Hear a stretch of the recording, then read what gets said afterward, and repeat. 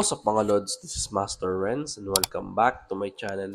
So sa video ito, manonood o mag-reaction video tayo dito kay Goosebumps Top 5 na ang pamagat ay multo sumama sa hangout ng barkada. So make sure magsusubscribe kayo dito kay Goosebumps Top 5.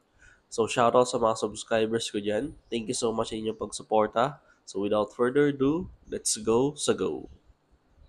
Ang mga videong inyong matutunghayan ay para lamang sa mga taong matatagang loob dahil maaari itong magdulot ng disturbance sa inyong mahimbing na pagtulog. Namiss ko to talaga. Namiss ko yung intro niya. Janitor's Fear. Isipin mo, nagtatrabaho ka bilang isang janitor sa isang facility na haunted. Ano ang gagawin mo? Ang hirap nun. Ginagawa mo lang ang trabaho mo tapos biglang may magpaparamdam sa'yo. Ganito ang nangyari sa katrabaho ng nanay ni Hannah at ito ang na-videohan niyang naging encounter niya.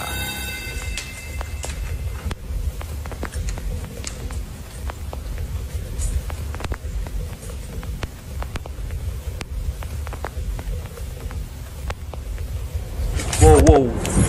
Sa pagpasok ng janitor sa isang bakanting kwarto, makikita mong walang tao doon. Nang maitutok niya ang camera sa high chair kung saan may nakapatong na baby doll, bigla na lang itong gumalaw at humarap sa kanan. Wala kang makikitang naggagalaw nito at bukod doon ay tahimik ang kwarto na lalong nakakapagpakaba sa lugar. Pagkatapos nga ng nangyari ay napaalis na lang ang janitor sa kwarto. Ito ba ay isang eksena ng kababalaghan o gawa-gawa lamang? Ikaw na ang humusga. Hirap ng gano'n, no? Tatrabaho ka sa mga ganyan. Tapos yung ikaw lang mag-isa, ikaw maglilinis, then out of nowhere, yung mga gamit na gagalaw ng kusa na wala naman nagpapagalaw. Ang hirap ng gano'n. Kung sa iba-iba yun, umuwi na talaga, hindi na tinapos yung trabaho. Horror at the Airbnb. Ang videong mapapanood nyo ay galing kay Sydney nang rumenta sila ng bahay sa Airbnb para sa weekend. Kasama niya sa bahay ang kanyang kapatid, pamangkin at ang kanyang aso. Isang beses, inilakad niya ang kanyang aso sa labas at pagbalik nga nila ay nagpakita na lang ito ng strange behavior. Hindi ito makaakyat sa hagdan at tila ba may pagkakataon pa na hindi ito makagalaw. Isang beses habang pinapakita niya ang strange behavior ng alaga niya, ito ang nangyari. Up in this corner of the house right now, me, my sister, my niece, we're renting out this area. Panood ko na to eh. Ito yung nakay Nooks nung nakaraan. Panood ko na.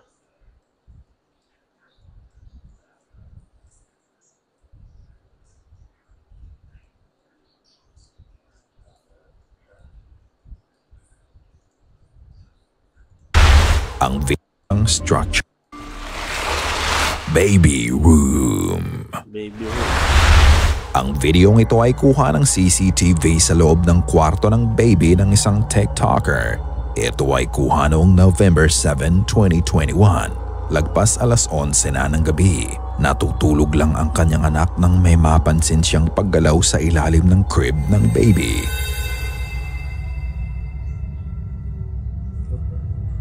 At iniiwanan yung baby mag-isa.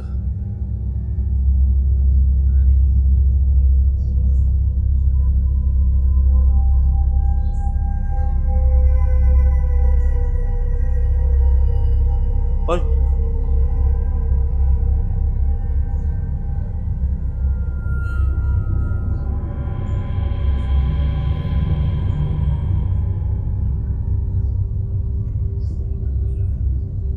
Oh.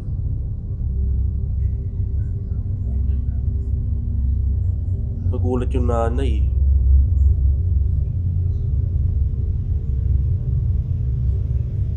Kunin mo na si baby. Makikita mo ang isang toy car na unti-unting gumulong palabas sa ilalim ng crib. Bagya pa itong huminto at biglang bumilis ang paggulong nito na tinamaan pa nito ang plastic box. Agad namang pinuntahan ng ina ang kwarto ng bata at sinilip pa niya kung may maaaring magpagalaw ng laruan na yon mula sa ilalim ng crib. Pero wala naman siyang nakita. Is this a work of a ghost or is it something else?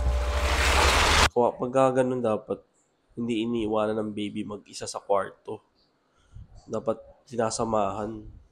Hangout Spot. Sa susunod na videong mapapanood ninyo, ito ay kuha ng CCTV sa isang resto bar na may pangalang Kubo ni Lola sa Valenzuela City. Ang sabi ng mga staff dito ay matagal na daw silang may nararamdaman sa resto bar na ito at isang beses, ito ay nahagip ng kanilang camera.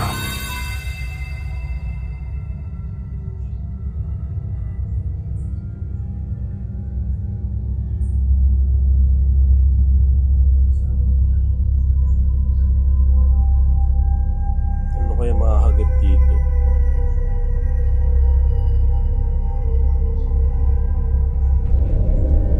Oh. Gumalaw mag-isa yung buwan ah.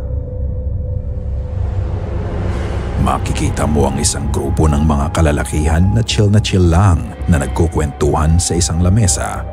Tingnan mabuti ang upuan na nasa kanan ng kabilang itim na lamesa. Ito ay kusa na lang gumalaw papunta sa kanila. Gumalaw yung upuan pero yung mga kamay ng dalawang lalaki andun lang sa ano na, wala, hindi na napapagalaw. Yung isa may hawak na vape ata. Tapos yung isa yung kamay lang, yung kanang kamay niya, ito, hindi niya ginagalaw, nandun lang. Hindi naman, ang ihap nun kung siya mismo pagagalaw, paano niya mapapagalaw ng ganun? Ano siya, si Elastic Man? Katapos ng nangyari ay nagkatinginan na lang ang iba sa kanila at idinaan na nga lang sa biro ang nasaksihan nila. Ang nakakapagtaka lalo dito ay makikita mong puro bato ang kinalalagyan ng upuan at kapansin-pansin din na wala ding hangin ng mga oras na yon. Kaya kung ano man ang nagpagalaw dito ay kinakailangan ng matinding puwersa. Siguro ay natuwa ang multo sa kwentuhan nila kaya naisipan itong makisama sa hangout ng barkada. Ngunit ano sa tingin nyo? Multo ba ito o maaring nagkataon lang? Sa kubo ni Lola, kahit sino o ano ka man, sama ka, chill lang. The Cradle. Nagkagulo ang mga magkakapitbahay isang gabi dahil sa kakaibang pangyayari sa loob ng isang bahay. Sukay pa oh. Brilliant lang. Dito. Yati na nindo ang balibo. Oh. Naliunaw. Liunaw. Naduyan. Ginoo ko. Uy, tao dira do. Asa andot? Kanino ra na bo? Kung kinsa man ka hawa dira. Video ya.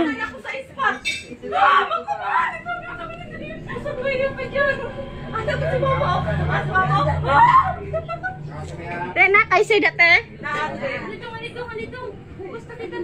Guys, sabi ko guys.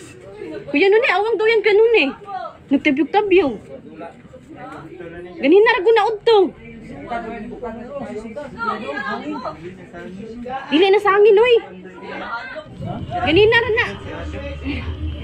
Pasiga din bugakot. Ay, Ya wala di pasiga ang suga. Ipalong.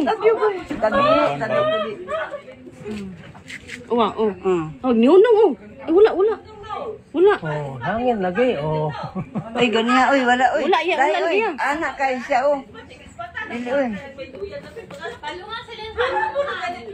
Kagu. Ay, Nang buksan ng lalaki ang pinto ng bahay, makikita mo ang duyan sa loob nito na mag-isa lang gumagalaw.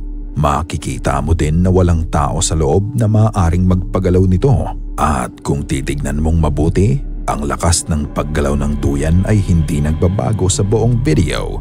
Maliban na lang nung sipain ng isang lalaki ang duyan. Kagagawan ba ito ng espiritu sa bahay na yon at sadyang gusto lang ng kaluluwa ang paggamit sa duyan? O ito ay gawa-gawa lamang? Katulad ng lagi kong sinasabi, ikaw na ang magpasya. Ikaw na ang bahalang humusga. Sana ay kinilabutan ka. So yun, nakatapos tayo. Yung pangalawang clip kasi, tinignan ko, sabi ko, napanood ko na to. Nasa may isang video ako doon, napanood ko na siya. Nakakatakot yun, sobrang nakakatakot din yun. Pero napanood ko na eh. Baka hindi na ako matakot na ganun. Although, yun nga, yun, pag ganun kasi, pag napanood ko, alam ko na din yung mangyayari. Kaya yun din ang kaya in-skip ko na lang. So yun, subscribe kayo dito kay Goosebumps Top 5. Yan. So, yun, thank you so much sa inyong pagsama. See you in my next video and mag-iingat po kayo palagi.